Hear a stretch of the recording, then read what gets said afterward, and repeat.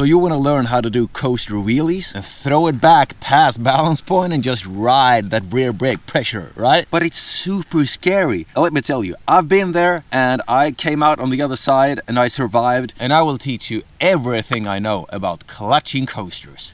Let's go.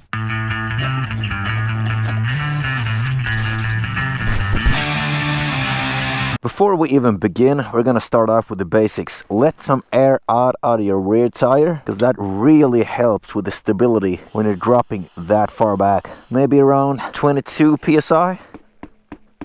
Nice kick check.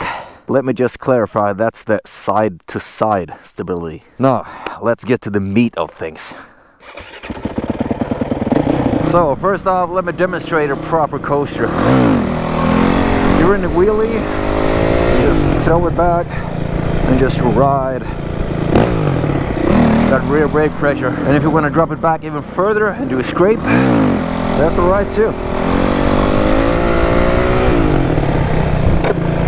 Same principle, you just let it drop back even further. So we have some crucial tips I want to give you. I presume that you know how to do wheelie at balance point, and now we are at that threshold where you really want to get into that like drop back territory, right? Let me just pause and clarify some important things when it comes to your body position on the bike. When you're gonna do this, you do not want to hang on to the handlebars for several reasons when you're practicing this, or just ever. Because when you have your arms straight like this, it kind of feels like the bike is pulling you, and that's completely wrong, because you do not want to lose your dexterity like at the tip of your fingers, because the index finger is the clutch finger. So what you want to do is place the weight in the seat. And what do I mean by that? Well, if you counter the bike pulling you, or just being at an angle, so you're kind of like falling backwards like this and straightening your arms, try countering that by leaning into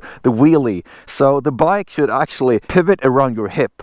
So you want to have slightly bent arms, so you still have like that loose dexterity at the tip of your fingers, and you want to use your core muscles, counter the pulling, and that way you're gonna feel like the bike is pushing you from the hip and forwards, not pulling you from the handlebars and forward. You get the difference there? It's huge.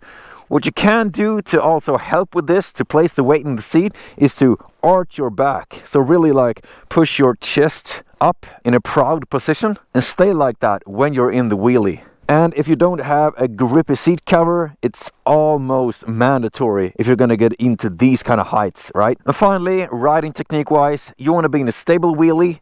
Do not tilt your bike to either side. Be in a straight wheelie, be on balance point, and then you drop kind of past with the front wheel to gain some speed, and then you blip the throttle a little so you're in an upwards motion, and then you, at the same time as you clutch, you roll off completely. Do not be kind of like on balance point. I've seen so many tutorials where they kind of like ease into the coaster. Super scary. Don't do that stuff, because the risk is you're going to be kind of like on the throttle and kind of like just in between with the clutch, and the bike is really easy to flip when you're at these heights. So let's just repeat this, and then I'm going to show you. So you're on balance point in a stable straight line wheelie. You drop the front wheel kind of past.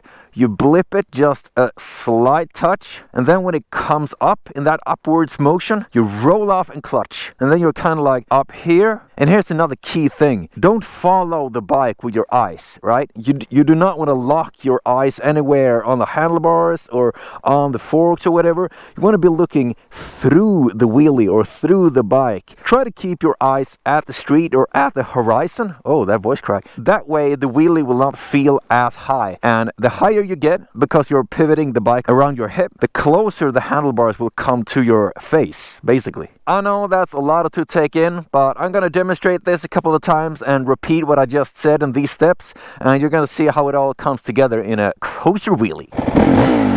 And by the way, I'm doing this in second gear, and my gearing is 14 in the front and a 44 in the rear. So stable wheelie, drop it below, and then up high and catch it with the rear brake. Let's do that again. Clutch up to a stable wheelie at balance point, drop it below, blip, and clutch and roll off, and just slightly meet up with the rear brake pressure. And you see, when I have clutched and rolled off, you see the bike kind of like rip goes forward. That's me kind of like working that rear brake pressure to really stay in contact with the bike, because it's all about finding that finesse point of your rear brake. Another tip I can give you is try to adjust the rear brake lever so it's kind of like flat to the foot peg, so you don't have to stretch your toes upwards or like kind of like feels like you're doing a straight foot kind of thing, so you have to reach for it. So kind of like level is good. And then you start by kind of like trying out different brake pressures, and the first times you're probably gonna clutch, roll off, and then just smack it too hard. So for me the solution was, I kind of like told myself, do not brake too hard, do not brake too hard, because you have to,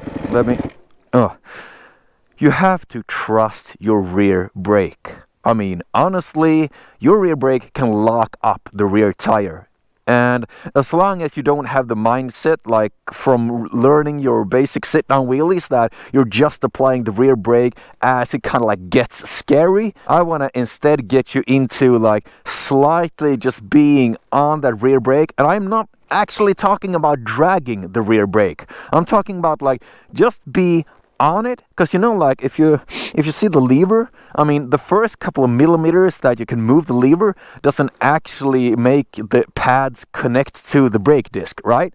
But you're still on it, like your brain makes that connection. You need to be in contact with the wheelie through the rear brake the whole time. That's how I learned it, but as I learned balance point and was a really like true infant when it comes to wheelies, I was dragging it like crazy.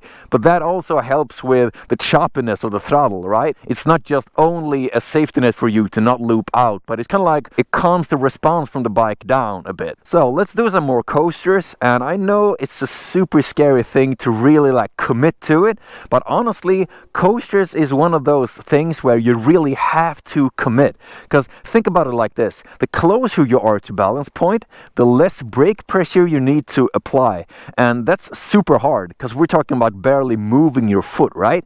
So if you're really blipping and really like 12ing the bike and you have to apply some brake pressure, it's kind of easier to get a feel for it, because then you're operating the rear brake more into the braking zone of the brake, if you get what I mean by this.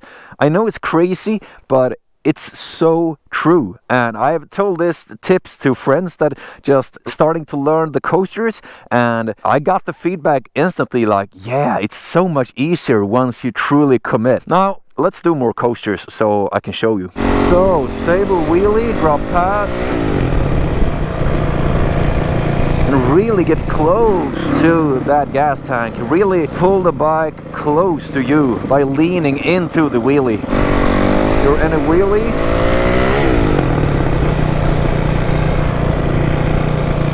Bam! That's how you do it. And again.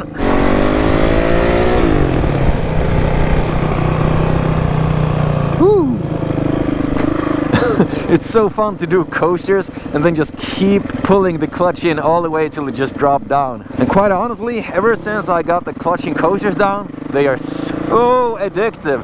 It's almost impossible for me to be in a regular sit-down wheelie and not do a clutch and coaster to slow it down.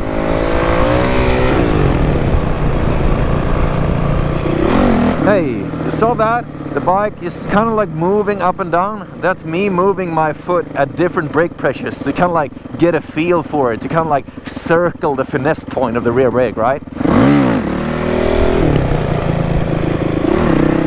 And you see this? The camera angle is not moving, and that's because my head is not moving.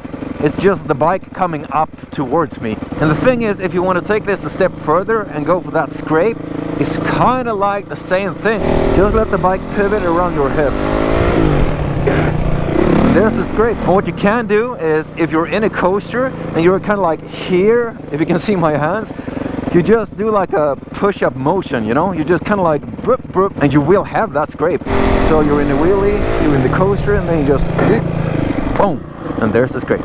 I just want to help you to push through that kind of like fear threshold, to really go for it and really commit to the coaster, because there's nothing that can counter that fear but bike control. I mean, once you get acquaintance and then get to know the finesse point of your rear brake and how the bike responds when you apply those different brake pressures, the fear will subside immediately. It has never been clearer to me in my wheelie progression than when I learned the clutching coaster. It was kind of like super scary because I didn't know how the rear brake will respond or how the bike will respond to my rear brake and when I lose all the brake pressure, and I just had all these questions, you know, that you are wondering right now. But once I just got into like a 2-second coaster and I felt how the bike responded to the rear brake, the fear just boop, I just felt that switch inside of me. And if you want to learn any stunts, you have to be focused. Get into your bubble and really start listening to what your body is telling you.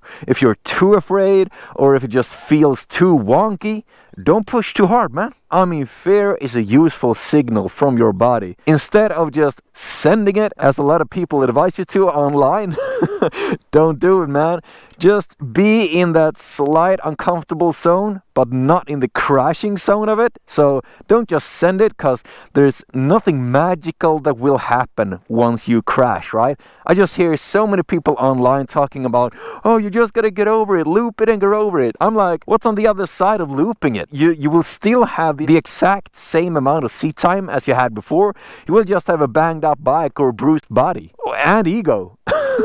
All of that just kind of funny to me. I just like to put in those hours on the grind account, and then you can reap the rewards of doing sweet clutching coaster wheelies after a while. Okay, I can talk for hours about wheelies. I just want to wish you good luck, and if you have any further questions, leave them in the comment section below. Peace.